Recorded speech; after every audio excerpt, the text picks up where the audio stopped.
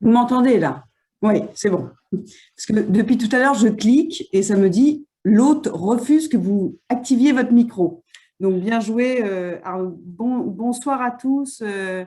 Personnellement, c'est un bonheur pour moi de vous voir ici réunis parce que, comme l'a dit Arnaud, effectivement, je suis fondatrice d'un collectif citoyen depuis maintenant 5 ans. Et pour moi, ce que vous représentez ce soir, c'est quand même le signe que l'idée de réformer la France par l'intelligence citoyenne est une belle perspective. Donc, la France vraiment, si vous voulez, c'est un collectif qui s'est monté il y a maintenant 5 ans, qui est l'idée, c'est un think tank inversé. On aime bien dire que c'est un think tank inversé. En gros, c'est de dire que toute grande réforme, au lieu de faire descendre les idées technocratiques par le haut, elles doivent venir des territoires. Et sur la santé, vous imaginez bien ma pensée, c'est-à-dire qu'on ne peut pas faire un Ségur de la santé sans les professionnels de santé et que les bonnes idées, on les trouve plutôt sur le terrain plutôt que dans les bureaux de l'ARS ou que dans les bureaux des ministères.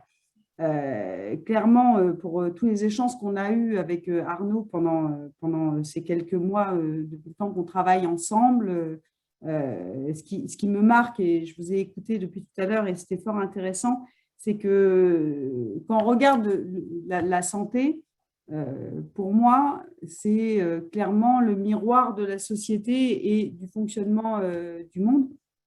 On peut y retrouver, et on l'a entendu des divers intervenants, on remarque les rapports entre les forces publiques et privées, l'économie, l'environnement, le rôle des collectivités, et ça, c'est de plus en plus présent. Et en fin de compte, toutes les grandes questions se retrouvent, comme d'ailleurs, si on comparait à une autre grande cause, comme d'ailleurs l'éducation. D'ailleurs, ça ne viendrait pas à l'esprit de parler d'éducation sans s'intéresser aux élèves et sans regarder ce qui se passe vis-à-vis des enfants et du système qui leur conviendrait le mieux. Et clairement, dans toutes les réunions qu'on a pu faire jusqu'à présent autour de professionnels de santé, mais aussi de citoyens, pour moi, les deux grandes causes qui devraient sortir du débat présidentiel, c'est effectivement l'éducation, mais également la santé. Alors aujourd'hui, on a eu un Ségur de la santé. Alors ça me fait rire, le Ségur de la santé qui a échoué. Donc bravo pour le titre, le vrai Ségur de la santé. Pourquoi il a échoué? Selon nous, c'est parce qu'il y a en fin de compte un fouillis de décisions organisationnelles, catégorielles, salariales, mais salariales très, très, très, très modérées. Et pour moi, ça reste des mesures technocrates qui ont été prises dans les bureaux et on n'a pas débattu réellement des grandes questions. Alors, les grandes questions sur la santé qu'il faudrait se poser, à mon sens, et qu'il faudrait se poser collectivement avant même d'en sortir quelques solutions, c'est quels sont nos droits, notre rapport au risque, parce que clairement, on a quand même vécu une crise et donc c'est toujours intéressant d'échanger avec les concitoyens pour voir quel est leur rapport au risque, qu'est-ce qui relie le collectif de l'individuel. Il y a plein de questions qui auraient dû, en fin de compte, précéder ce Ségur et qui n'ont pas été actées par nos dirigeants. Tout à l'heure, d'ailleurs, j'entendais Monsieur Sibien parler des soignants et de la non-proximité des soignants vis-à-vis de leur travail. Et ça, c'est une question qui ressort dans le rapport. Et je pense que voilà une question que devraient s'emparer les forces publiques, c'est comment on pourrait réserver des logements aux soignants pour qu'ils soient plus près de leurs hôpitaux, avec des logements sociaux. On le fait pour la police, on le fait pour les militaires, et pourquoi pas pour les soignants. Clairement, aujourd'hui, une infirmière ou même un ambulancier, quelle que soit la profession médicale ou un médecin, ce n'est pas le sujet de la profession en question, ne devrait pas habiter loin de son lieu d'exercice, parce qu'on a vu comment on avait besoin à un moment donné en cas de crise, et à ce moment-là, on sait bien les trouver, mais quand il s'agit de les loger, il n'y a aucune solution qui est proposée. Donc ça fait partie des propositions. Donc, on a effectué un grand nombre de réunions pendant quelques années avec le mouvement, donc avec des professionnels de santé, avec effectivement des citoyens, parce que ça reste les patients, donc c'est toujours intéressant de savoir aussi ce qu'ils veulent, parce qu'on a beaucoup parlé notamment du grand remplacement des professionnels de santé par des robots et par la télémédecine, mais en fin de compte, c'est quand même bien de voir aussi avec les patients comment ils envisagent leur parcours de soins personnel. C'est un rapport qui a été produit et dirigé par le docteur Annie Lévy de Marseille. Je précise que tous les contributeurs viennent de la France entière. Arnaud, évidemment, y a participé. Et je vais le synthétiser, Arnaud, ne t'inquiète pas, parce que là, il a mis les mains en prière, il se dit quand est-ce qu'elle va s'arrêter de parler. Donc, je vais synthétiser. Donc, on a découpé ça en deux grands items. Évidemment, la médecine de ville et la médecine hospitalière, sachant qu'à mon sens et au sens du rapport qu'on a écrit, les deux sont intimement liés, puisqu'on remarque que la surcharge aux urgences est aussi liée, peut-être de façon minime, et le temps du Covid ne permet pas forcément d'avoir une bonne vision, mais aussi lié au fait qu'il n'y a plus de médecine de ville. Donc, les urgences se récupèrent toute la médecine de ville qui n'existe plus dans les villes et villages, puisque les médecins ne sont pas remplacés, et qu'on a grande difficulté à avoir un système de santé qui fonctionne dans les villes. Donc, on a fait plusieurs propositions, notamment sur la médecine de ville, parce que je vous ai beaucoup entendu sur l'hôpital, sur la question des plateformes de coopération de soins primaires entre les professionnels sur un territoire, pour que chaque praticien puisse construire en fin de compte le parcours du patient, notamment avec les dossiers médicaux partagés qui restent une solution. On a eu des exemples notamment qui se sont passés dans certains départements où il y avait des plateformes de coopération entre médecins, parce qu'on remarque aussi que la profession de généraliste en ville était beaucoup moins attractive, que les jeunes médecins qui s'installaient ne voulaient pas forcément aller s'installer seuls en libéral avec toutes les problématiques d'administration qu'ils peuvent retrouver, plus la solitude à laquelle ils se trouvent confrontés. Et je prends souvent l'exemple d'une personne qui a dit ça dans une des réunions citoyennes qu'on a menées. Quand je pars de chez mon médecin généraliste, qu'il me prescrit une radio, je me retrouve chez moi avec ou sans Internet. Ça, c'est un autre sujet. Vous voyez, on retrouve tous les sujets dans la santé.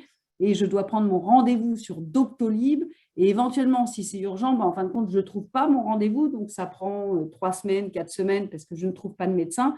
En fin de compte, ce qui en est ressorti par rapport à tous les professionnels de santé, c'est que si le professionnel de santé de médecine de ville avait la capacité de créer le parcours de soins du patient et de l'orienter et d'avoir une vraie collaboration avec la médecine hospitalière et avec d'autres médecins libéraux qui seraient installés dans les villes, ça pourrait être une des solutions qui éviterait d'aller à l'hôpital, qui est quand même le soin théoriquement, pas de dernier recours, je ne vais pas dire ça parce que ça ne se fait pas, mais un soin plus spécialisé où on rentre dans un parcours qui est un petit peu différent. Donc, il faut, pour le coup, un petit peu décharger la médecine hospitalière et ça semblait être une solution. Après, on avait pas mal d'autres propositions, notamment sur la question des personnes qui étaient relativement éloignées de la santé, puisqu'il y en a beaucoup. On l'a observé notamment dans les quartiers nord de Marseille, où il y a eu une tentative avec l'association Nord-Covid qui a créé les médiateurs de la santé pour rapprocher justement toutes ces personnes qui sont éloignées et qui ne veulent pas aller vers la médecine, les rapprocher des soins. Donc, c'était de créer un grand nombre de postes de médiateurs de la santé, donc une nouvelle fonction pour justement ramener ces populations qui sont hors des soins à plus de facilité vers les soins, et ce qui serait une bonne chose, parce que ça évite à la fin de les retrouver toujours pareil à l'hôpital public parce qu'ils ont trop attendu et qu'en fin de compte, ils ne savaient pas construire leur parcours de soins. Après, notre autre proposition, c'était par rapport aux études de médecine. Tous les candidats à la présidentielle s'évertuent à expliquer peut-être l'obligation d'installation. Alors, moi, je ne suis pas pour les obligations personnellement. Hein. En plus, on a un système de santé avec des médecins voilà, qui ont toujours répondu présent. Donc, le côté obligation, à mon sens, n'est pas forcément une bonne chose en France, mais c'était plutôt de ramener les étudiants vers la médecine générale et la médecine de ville en créant une année obligatoire dans le cursus médical complet d'internat, mais en médecine de ville. C'est-à-dire qu'il y a une année en plus. Alors, je ne vais pas détailler parce que c'est assez long, mais une année en plus pour aussi créer des vocations, parce qu'en fin de compte, il y a aussi un problème de vocation et d'envie d'aller se confronter à la médecine de ville, alors que la plupart des étudiants, généralement, quand ils sont en études généralistes ou spécialistes d'ailleurs, ont plutôt tendance à vouloir aller vers l'hôpital où il y a un certain, entre guillemets, confort, mais un confort d'exercice et d'apprentissage, alors qu'en médecine de ville, ce qu'on entend, c'est quand même pas le confort et l'apprentissage, on entend qu'il n'y a plus de médecins en ville, donc c'était vraiment de les ramener pour créer des vocations. À ce moment-là, quand vous avez un jeune médecin qui s'entraîne à être interne en médecine de ville et même spécialiste, ça peut aussi lui donner envie de venir s'installer. Et par ailleurs, ça décharge aussi les médecins en ville qui sont de moins en moins nombreux. Après, je passerai, parce que j'ai que 8 minutes sur l'hôpital, mais sur l'hôpital, on a beaucoup discuté des On est ratios. déjà à 8 minutes. Aurélie, si tu peux conclure, mais ne t'inquiète, on est déjà à Je 8 vais minutes. Mais conclure. ne t'inquiète pas, justement, pour toi, on a étalé sur 40 jours. Pour toi. C'est pour Non, moi, oui. si tu peux. Parce que ça 40 me ferait jours. tellement Non, mais je vais conclure. supprimer des horaires. Moi j'aimerais dire, et justement, je ne vais pas partir sur l'hôpital parce que je trouve que la médecine de ville, voilà, j'ai fait très rapide. Si je souhaitais conclure, c'est sur une question qui peut aussi résoudre pas mal de choses. C'est que je crois que si on interrogeait les Français dans cette campagne présidentielle, et je porte une autre proposition, c'est notamment le fléchage de l'impôt. Si on interrogeait les Français et on leur disait, voilà, vous avez 1% de vos impôts, où est-ce que vous le mettrez? Et ben moi, je suis persuadée qu'ils le mettraient sur la santé, qui est une des préoccupations des Français. Je suis désolée, c'est vraiment une préoccupation des Français. Et quand l'État dit qu'ils n'ont pas d'argent pour augmenter les salaires des professionnels de santé et des infirmières et des brancardiers et de tout le système de santé, et ben c'est pas vrai, parce que les Français, ils seraient prêts à mettre un bout de leur impôt si on les autorisait à le flécher. Donc moi, c'est une des propositions que je fais parce que ça permettrait d'augmenter les budgets largement et peut-être de les flécher moins sur d'autres politiques publiques. Je pense que la santé, en tout cas, est vraiment une priorité. Et je sais que vous avez travaillé, vous avez beaucoup d'idées et j'en ai beaucoup discuté avec toi, Arnaud. Mais moi, personnellement, je ne crois pas en un grand soir de la santé. Je ne pense pas que tout va se régler en une seule fois. Justement, toi, tu as dit 40 jours. Eh ben, moi, je trouve ça bien, 40 jours. Mais je pense qu'il faudra beaucoup de 40 jours. Faudra justement peut-être que le système évolue et que chaque année, on accepte et que l'État mette ça en place. C'est pour ça que moi, j'ai lancé le G500. C'est là-dessus qu'on va aussi agir. C'est qu'il y ait des citoyens qui puissent intégrer les CPTS de chaque territoire et par ailleurs que la santé soit mise en priorité nationale et qu'il y ait la création d'un Conseil national de la santé. Alors, je vais te faire rire, sorte d'ONG de la santé, n'est-ce pas ton idée, ça?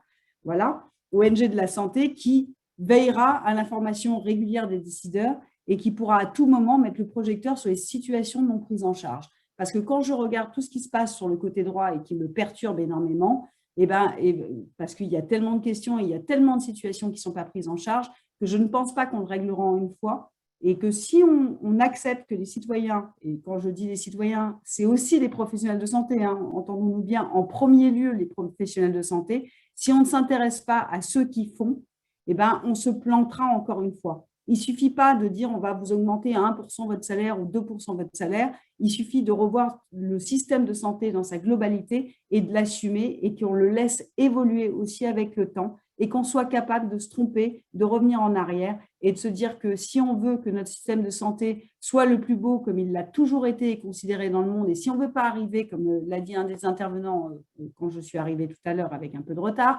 si on ne veut pas ça, il faut aussi qu'on soit capable de se remettre en question. Et si on veut être capable de se remettre en question, il faut faire appel à ceux qui font au quotidien, c'est-à-dire les professionnels de santé et les citoyens. Il m'a dit stop, j'arrête. Merci Aurélie, merci. Tu sais, ça me fait mal au cœur de devoir freiner les intervenants parce que je sens, l'enthousiasme, la motivation. Merci pour ton exposé très rapide. J'ai adoré, moi j'adore l'histoire des parcours santé. On en a parlé, on en reparlera tout à l'heure peut-être avec Frédéric Dussart si on a le temps. Mais moi, j'adore l'histoire des parcours santé. Je rêve d'un système de santé où les gens, ils arriveraient avec un smartphone. Non, ouais, tu sais, un QR code et tac, ils auraient tout le parcours santé de leur territoire. Ouais. Et alors là, ça, ce serait assez révolutionnaire. Je suis sûr que c'est faisable. Aurélie, de toute façon, on continue à bosser ensemble. On va se revoir en mars. On échange. Moi, j'essaie d'encourager tout ce que tu fais. Tu le fais aussi avec nous et je te remercie au nom du collectif. Je sais qu'il y avait Stéphane dans les parages. Stéphane, on t'aime aussi. Stéphane travaille avec Aurélie et d'une immense bienveillance et vraiment de la bienveillance. Voilà, c'est tout. Et de l'indulgence envers des gens comme moi, un petit peu énervés. Donc, merci à tous les deux pour tout ce que vous faites pour la santé et votre implication. C'est vraiment génial. Je passe la parole maintenant à quelqu'un de très important, au docteur Ludovic Toro, qui est médecin généraliste, qui est élu le maire de Coubron. C'est également un membre du conseil d'administration. Comme ça, je balance tous les conflits d'intérêts. Il est membre, il est membre du conseil d'administration du collectif Santé en danger. Et un peu comme Jean-François, si bien, comme Olivier Johannes Boyau, comme Aurélie. Ludovic, c'est une sorte d'ange gardien du collectif. Il nous a fait l'amitié. On a la chance de l'avoir avec nous. On lui a plu un petit peu dans la démarche. Il nous prend sous son aile. Il nous conseille. Il me conseille. C'est devenu un ami. Dès que je l'ai besoin, je l'appelle. Il répond tout de suite. Ludovic, il croit, je crois, un petit peu en notre mouvement. Et surtout, c'est un expert. On l'appelle le patron. Pour moi, c'est le Bruce Springsteen du collectif parce qu'en plus, il est hyper médiatisé et puis de manière régulière. Bon, moi, c'est un peu sauvage, mais lui, c'est régulier. C'est un peu la classe. Ludovic, on est heureux de t'avoir avec nous. On essaye de tenir en 8 minutes, 8-9. Il y a Thomas Brosset qui fait les créneaux. Et puis, de toute façon, tu le sais, comme toi aussi, tu le sais, on a 40 jours. 40 jours, Aurélie, pas pour changer la santé, mais 40 jours pour faire des propositions. En tout cas, moi, je pense comme Jean-François qu'il faudra 10 ans. Ludovic, à toi de jouer. Alors, 5 minutes, ça va être bon. Moi, je suis généraliste depuis plus de 33 ans. On parle d'hôpital beaucoup, maintenant il faut parler de ville, mais les deux sont intimement liés. Si l'hôpital se casse la figure, la ville se cassera la figure, parce qu'on est tous passés par l'hôpital. Moi, ma maman, c'est l'hôpital, mon papa, c'est l'hôpital. On passe tous par la formation de l'hôpital. Et on a trop souvent voulu nous diviser, la ville et l'hôpital. En fait, on travaille ensemble. La région Île-de-France va être annoncée comme le plus grand désert médical de France. Dans quelques jours, ça va être annoncé. On a perdu 1700 généralistes et 1900 spécialistes en 10 ans. Je vais le faire rapide. Numerus clausus, c'est une vague fumisterie, mais une vague fumisterie. Pourquoi je vous dis ça? Parce qu'en fait, l'URPS avait demandé un nombre d'internes qui ont été refusés et vous verrez la raison, c'est parce qu'on n'a pas de formateur. Tout simplement parce qu'on n'a pas de formateur à N+2 et N+3. Donc, ça ne sert à rien, on ne pourra pas mettre, tant qu'on aura parmi l'hôpital au carré, on ne pourra pas former les médecins. Deuxième chose, 75% des médecins aujourd'hui qui sortent veulent être salariés. 75% veulent être salariés. 25% n'exercent pas la médecine de soins. Donc tout ça, ça fait des gens en moins sur le terrain. En plus, je vous le dis, à une époque, le médecin terminait à 74 ans. Il avait une espérance de vie d'1 an et demi. Aujourd'hui, mes collègues quittent le cabinet à 64 ans. Voilà ce qui se passe. Mais ça fait 30 ans et vous disiez tout à l'heure que ça existe. Mais personne n'a jamais bougé. Personne n'a jamais bougé parce qu'on sait très bien qu'un mandat présidentiel et législateur et parlementaire, c'est 5 ans. Donc, à fur et à mesure, oui, mais c'est trop long, 10 ans pour former un médecin. C'est beaucoup trop long. Et on continue à le dire. Et j'entends encore ce discours. Et maintenant, il y a quelque chose qui s'est passé et qui devrait tous nous alarmer. C'est qu'aujourd'hui, la faculté de médecine de Kiev, vous savez, aujourd'hui, quand les médecins, quand les étudiants ratent leur concours, ils partent à l'Est, parce que les concours sont autorisés européens, ils reviennent. Donc aujourd'hui, il y a eu une signature entre la mairie d'Orléans et la faculté de médecine de Kiev qui vont venir à Orléans. C'est-à-dire la fac de Kiev vient à Orléans et va former 50 médecins qui seront au truc. Mais c'est un symbole. C'est-à-dire les autres pays européens viennent former chez nous des médecins qui resteront chez nous. Donc voilà où on en est aujourd'hui. Alors, tout à l'heure, il y avait Bruno qui disait le millefeuille administratif, mais le millefeuille administratif, il passe seulement dans les hôpitaux, il est au niveau politique. Pourquoi il n'y a pas de décision? Parce que tout simplement, il y a ce même millefeuille. Et je vais terminer par une chose. Il faut, et c'est ce qu'on a demandé d'ailleurs Aurélie et ma collègue à la région Île-de-France, une décentralisation de la santé. Aujourd'hui, la santé, c'est que le ministère de la Santé avec les bras armés de l'ARS. Il faut absolument qu'on puisse rentrer dans l'ARS, à la fois les élus, à la fois les médecins, et qu'on devienne enfin décideurs. Voilà par où ça passera. Maintenant, tout ce qu'on pourra mettre en place en cabine de téléconsultation, en maison médicale, qu'il faudra remplir parce qu'on prendra là pour mettre là, on est loin du compte. Il faut tout simplement vite mettre des soignants en place, aussi bien infirmiers qu'aides-soignants, qu'ambulanciers et que médecins. Voilà. L'urgence au niveau de la ville aujourd'hui, je vous assure, c'est une catastrophe. Et l'hôpital va prendre dans les 2 ans tout de plein fouet parce que les gens ne pourront plus. Ma ville, on était 7 médecins, on se retrouve à un médecin, parce que la moyenne d'âge des médecins généralistes en Seine-Saint-Denis est tout simplement de 62 ans. Et ils partent maintenant à 64 ans. L'histoire, elle est réglée. Et donc, je vous assure que, Arnaud, et puis je te suis depuis le début, parce que ton enthousiasme me nourrit, et qu'il faut, nous, qui avons des responsabilités aussi politiques, d'accord, nous puissions t'accompagner avec Aurélie pour se faire entendre. Voilà, j'ai terminé. Si tu as des questions, je suis à toi. Voilà pourquoi j'appelle cet homme-là le boss. Vous avez compris, il est capable en quelques minutes de cibler avec son regard aiguisé et des arguments extrêmement clairs les données du problème. Voilà. Les solutions, tu les as montrées. Non, mais ça fait froid dans le dos ce que tu dis là. J'ai presque le sentiment que ton discours s'est aggravé en quelques semaines. Tu as probablement eu des nouveaux chiffres. C'est assez effrayant. Bien évidemment, il va falloir qu'on amène des solutions pour les déserts médicaux. On a plein d'idées, Ludovic, mais il n'est pas question de faire ça sans toi. Je te le dis déjà. Donc, tiens-toi prêt pour la suite parce que… alors, attends, juste parce que ça me démange, tu as tellement été effrayant, j'ai envie de te poser une question. Alors, parce qu'en fait, les déserts médicaux, il y a 2 déserts médicaux. C'est pas les mêmes. Le désert médical de la région parisienne, c'est pas le même désert médical que Belfort. Alors, t'es d'accord, Ludovic? Oui, alors oui et non. Parce que le désert médical, on le compte par rapport au nombre d'habitants et pas par la superficie. Tu vois ce que je veux dire? Et en nombre d'habitants, la région de France devient numéro 1. Mais tu as raison, pour ceux qui doivent se taper 50 ou 100 km pour une urgence, c'est aussi compliqué. Et je veux dire, il faut… En fait, ça date depuis longtemps. Moi, j'étais étudiant en médecine à l'époque, de dire moins on va faire de médecins ou de soignants et moins il y aura de dépenses. Le truc de ouf, quoi. Alors qu'on a gagné 10 ans en espérance de vie, alors qu'on a pris 10 millions de population, on est resté là-dedans à chaque fois. Allez, on va faire moins de prescriptions, moins de dépenses. La connerie monumentale. Ludovic, mon problème, parce qu'en fait, tu sais, je fais le vrai Ségur de la santé, mais moi, j'ai déjà des solutions pour tout. Alors, je m'assure que tout le monde est d'accord avec moi. Non, je rigole, je plaisante. J'ai pas des solutions pour tout. Mais quand même, regarde, un truc très sérieux. Moi, je pense que le médecin de campagne, le désert médical de campagne aujourd'hui, moi, je pense que demain, ce sera le paradis de campagne. Il y a juste une inertie générationnelle et une inertie de comportement. On voudra tous vouloir vivre à la campagne, près des forêts, avoir son potager, aller à la ferme. En fait, je ne suis pas très inquiet pour la campagne, mais pour la ville, pour le 93, s'il n'y a plus de médecins, comment on peut rendre attractif ce territoire-là? De toute façon, je te donne un exemple. On a une fac de médecine qui est Bobigny. 90% des médecins formés quittent le département. Donc, et on avait commencé il y a 15 ans, je me rappelle, j'étais conseiller départemental, on avait donné 1 000 € par mois pour les étudiants, en leur demandant de rester. Ça ne les intéresse pas. C'est terminé. Ce n'est pas l'argent qu'ils veulent. C'est une qualité de vie et tu vois bien qu'ils choisissent où ils vont là où c'est le plus cher, je veux dire, puisqu'il y a une carence. Il faut absolument combler cette carence, mais il nous faudra 10 ans, il faut démarrer maintenant. Il ne faut pas attendre. Il faudra toujours 10 ans pour former un médecin, quoi qu'il se passe. Sauf si on prend les médecins, et ce n'est pas méchant, d'autres pays où le cursus est plus petit. Et là, ça posera une problématique de compétences. Voilà. Merci Ludovic, j'enchaîne pour sacrifier personne. Merci pour ton amitié. Et tu restes avec nous. Je veux dire pour les 40 jours et puis pour la vie. Alors, maintenant, je vais passer la parole à Frédéric Pain. Frédéric Pain, il est médecin généraliste dans la Manche. Il s'est intéressé au collectif. Ce qu'on faisait lui a plu. On a échangé. Il a dit Arnaud, je suis d'accord. Alors, écoute, tu n'es pas… hop, attends, il y a des fenêtres. Frédéric, moi, je voulais l'avis de Frédéric Pain, médecin généraliste dans la Manche, sur ce qu'il faut.